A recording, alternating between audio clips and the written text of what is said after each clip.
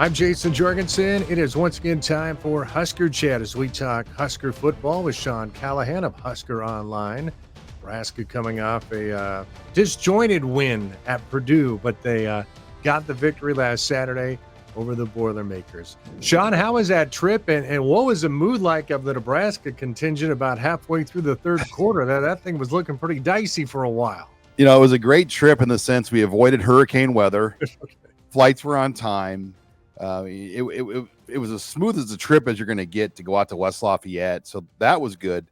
But yeah, the game, you were a little on edge there at halftime. I mean, I don't know if I've been a part of a game with 2 block field goals at a half and another miss. And, you know, the lack of third down conversions. They didn't convert a third down in the first half of that game.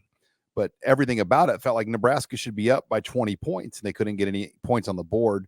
Luckily, they got it all put together. And, you know, Dylan Riola is such a difference maker. Just the throws that he can make, the vision that he has to go through his progressions. Eventually, that won out, and they were able to kind of bust the door down and get 28 second-half points. He was pretty good from day one, but in watching him play in the early portion of this season, what's improved you the most, and where do you think he continues to get better?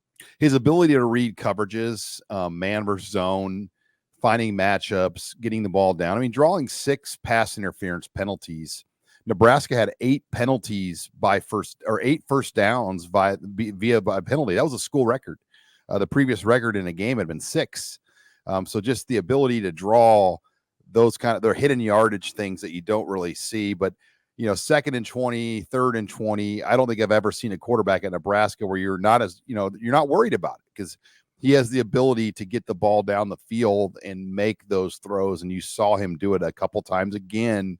And that changes a football game when you can convert a 2nd and 20, 3rd and 20 type play. And he's probably done it 5 or 6 times this year, which has been huge.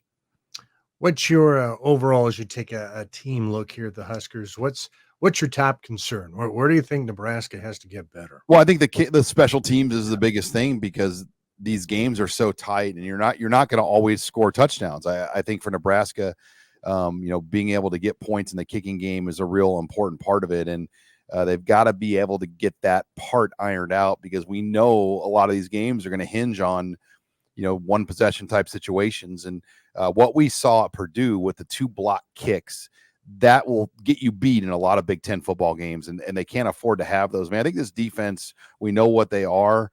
They're opportunistic, they're physical. And, they had a rough second half against Illinois, but other than that, they've been solid all year.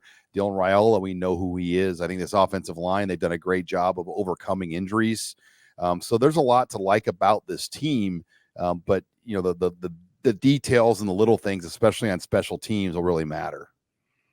How about the schedule? When the year started, folks thought it looked pretty favorable for Nebraska to get off to a really good start. But as this season is starting to progress, some of these teams that are on the schedule here the next couple of weeks have maybe been a little bit better than a lot of people thought they might be. Yeah, Rutgers right now has their best team they've had since they've joined the Big Ten. They're on the verge of being ranked. They're 4-0. Then in a few weeks after the bye week, Nebraska will travel to Indiana. They have their best team since the 1950s in terms of record right now, and they're ranked. So I think when you look at just how this has played out, it's been very unpredictable, because on the flip side, Wisconsin's not ranked, and we're used to seeing them as a ranked team. UCLA is down right now.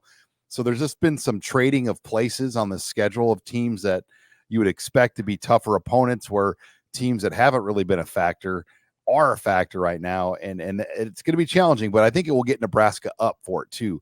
Like, they're not obviously looking by Northwestern and, Rutgers. And when they go out to Indiana, that's going to be a hostile environment. I mean, that could easily be a big noon kickoff game in a couple of weeks out there, with both teams being where they're at right now.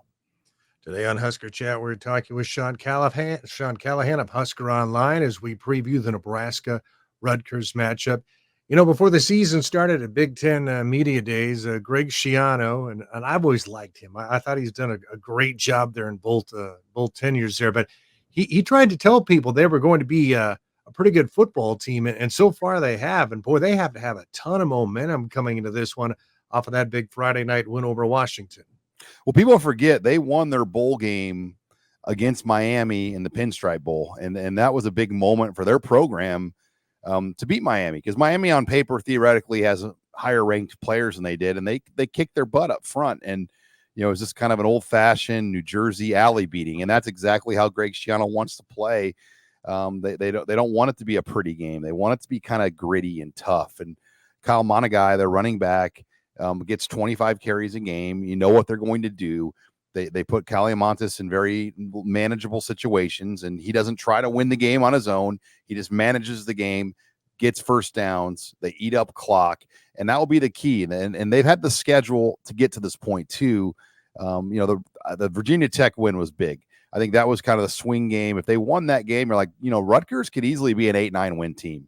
They are the only team in the conference that doesn't play Ohio State, Michigan, Iowa, Penn State, and Oregon. They avoided all 5 of the preseason favorites in the Big Ten this year. So they have an unbelievable schedule opportunity, which usually a team like Rutgers, for whatever reason, gets everybody, because it's just how it works. I mean, the teams that don't have the great brand typically draw all the good teams. And for whatever reason, Rutgers drew none of the good teams this year, and they've been able to take advantage of it. And even getting Washington on a Friday night. Yes, Washington's still a very good team, but they lost their whole roster over the offseason, and they were able to get that win on Friday night. How big of a threat do you think this is to Nebraska? They're obviously going to have to play better than they had in the last couple of weeks. Yeah, it's going to be hot, 93 degrees. So this might be one of those games where that new west sideline is going to really come into play for the Huskers, with Rutgers on the east, kind of like last year's Michigan game when it was in the mid-90s. So you hope that the weather and the heat, help Nebraska a little bit in this game. They got to get off the field. I still like this matchup for Nebraska. I don't think Rutgers is as good as Illinois. I think they're a quality team, but in my opinion, Illinois is a lot better than we realized.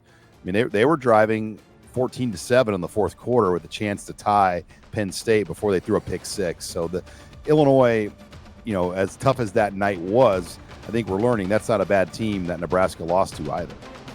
All right, Sean, we appreciate your insights. We'll see how it develops on Saturday afternoon. Okay. Hey, thanks, Jayson. That was Sean Callahan of Husker Online joining us for Husker Chat. Once again, we are here every week for Husker Chat. I'm Jayson Jorgensen.